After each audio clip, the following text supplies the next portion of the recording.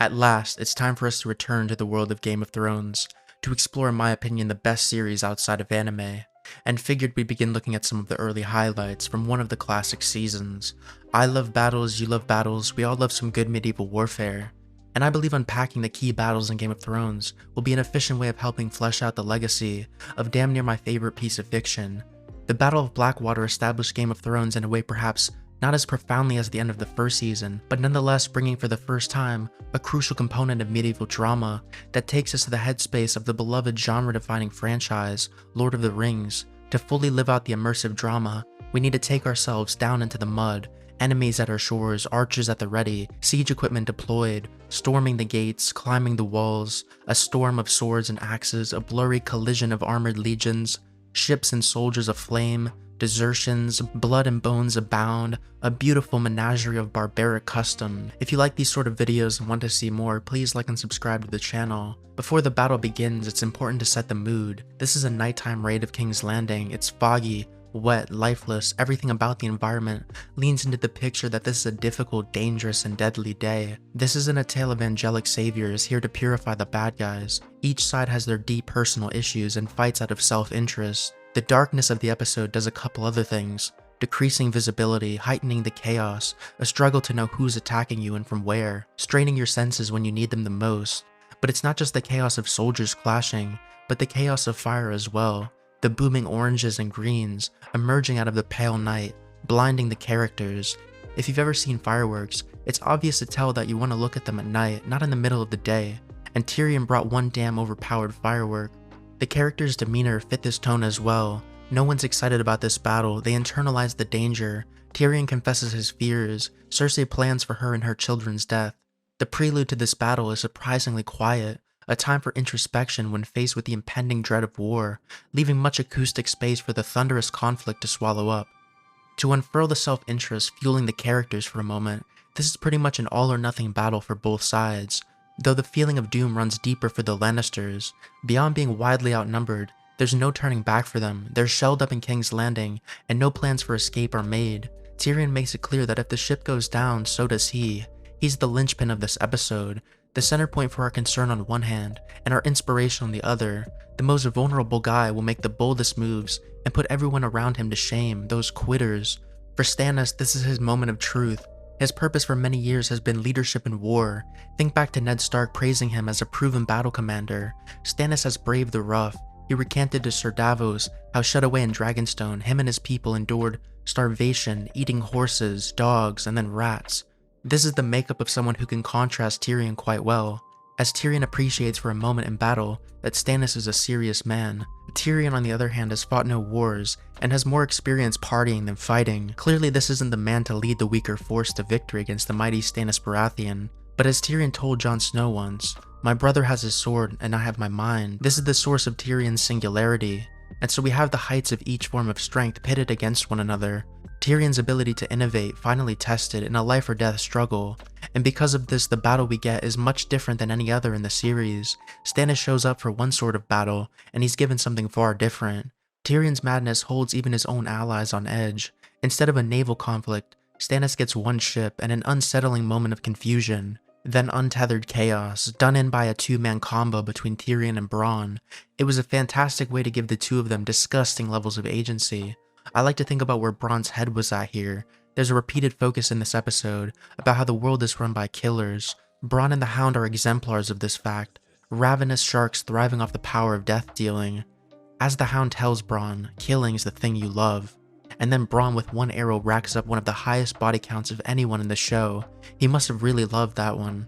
Looking a little closer at this sequence, you get that last moment of quiet, ships slowly moving through the water in the darkness, filling up with tension as things appear disturbingly out of order. The mighty Baratheon army is intact in one instance, and then with a snap, the single flaming arrow is loosed, which can be seen from the distance as this minuscule flicker in the night. Then a snaking flow of flame traces its way down to the vacant ship.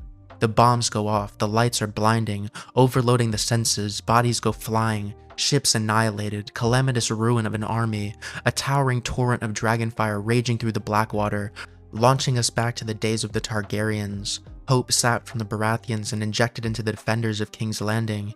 Tyrion validated as a Lannister of worth. Stannis desperate to hold on to his position, and it took less than a minute. It's a rapid whiplash of emotion and overwhelming spectacle, summoned by the tiniest causes. This marks the height of Tyrion's unordinary power. Grand moments like these just can't be forgotten. This is just the first phase of this battle. What an insane way to kick things off. It's wild to think what that must have felt like for Stannis. You go into the battle with this massive advantage, do all this planning about how you're gonna fight at sea, storm the gates, a conventional war, and I'm sure it looked amazing from his perspective, and then before he can blink, it's gone. It's intimidating as hell. His soldiers suggest turning back right away, but this is the test designed for Stannis, because he is victory. He has unyielding faith in himself, God has chosen him, and there's no world where he's not sitting on that throne. He killed his own brother with an evil spirit to get here after all, and as you're probably aware, this is pretty much his whole narrative through to his end in Season 5. So of course Stannis plunges headfirst, accepting any sacrifice. He coldly and preemptively affirms that not hundreds but thousands of his men will die. Since he has their loyalty, he is a valiant king, fighting first rank in the vanguard, climbing the siege ladders himself. The Lannisters have no such passion or courage. They have no guiding faith or trust in a chosen one. Stannis has the Red Woman, the Lord of Light, the prophecy, the birthright. The Lannister forces are bound together with something flimsier, fear and gold, with no real leader, no purpose. It goes without saying that Joffrey is a joke, and this battle is meant to show us the vitality of having a unifying figure, because when times get really bad, the faith people have in society begins to collapse. That pristine order the capital prides itself on has held for so long that this level of turmoil is not something the people, and crucially the military, is insulated against. As the bold Stannis collapses onto their territory, Joffrey, the embodiment of fraudulence, runs back to his castle, adding to the already powerful disdain we hold for the character. He's ruled by fear, he cares only for himself, so it's no wonder he'd abandon everyone else when doomsday erupts. But his shortcomings shape a great opportunity for someone competent to take the reins and gain the respect of others in this unfair society where the people born into power get to decide what history tells. Those who get praised by everyone just for being who they are, lost in the self-righteousness of a name, riding on the coattails of the achievers that came before them. But not every Lannister was born at the top of the world. One of them was short enough that they had to climb a lot further to get that same respect, and ultimately the cards were stacked against him in a way that the one person who has a profound impact on history will not appear on any pages nor be discussed. It's interesting to think about all the legends in the verse and their questionable authenticity. We have this picture of the winners being the deciders of history. Joffrey gets bitten by a wolf and scared by a little girl, and his mom tells him that what happened can be construed in any way that suits them, that in fact he slayed the wolf and spared the girl.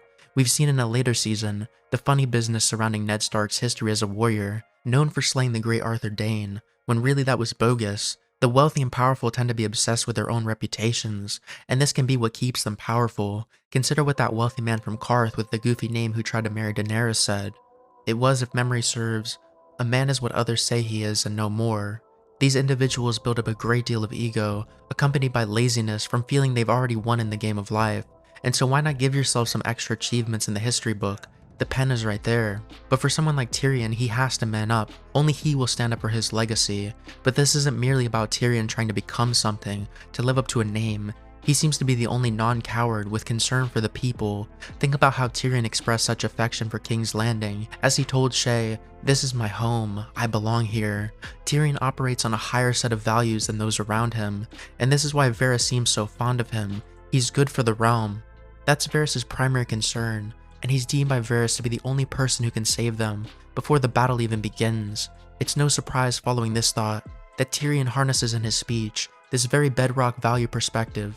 He tells them not to fight for honor, nor gold or glory, because you won't get any. It's as if Tyrion is speaking to his future self here. He won't get these material and self-esteem boosting donations from anyone, but nonetheless he must find a purpose, which his runs deeper than those around him, which is why when the shiny facade of royalty collapses, it's Joffrey and Lancel Lannister that go running, and Tyrion the little man is the last one standing.